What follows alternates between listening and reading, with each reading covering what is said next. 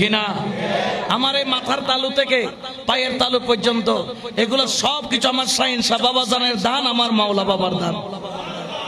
কারণ আমার আব্বা হুজুর, যদিও বা আমরা রহমান মঞ্জিলের মানুষ, আমার দাদা হুজুর বাওয়ান্ডারির খলিফা, কিন্তু তারপর আমাদের সম্পর্ক হক মঞ্জিলের সাথে ট্রান্সফার করে আমার আব্বা হুজুরকে আমার শাহিন শাহ বাবাজান তার দয়ার কদমের নিচে রেখেছেন। এটা যে কত বড় ভাগ্য, কত বড় পাওয়া।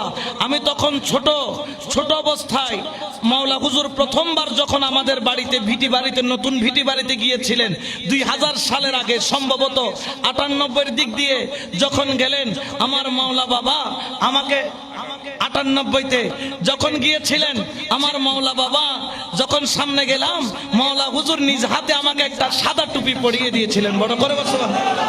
আজকে এই যে মাথা থেকে যতগুলা গাউসুল আজম মাইজভান্ডারির মহাব্বতের যতগুলা কথা বের হয়, এগুলো আমার মাওলা হুজুরের হাতে দেওয়া টুপির অবদান।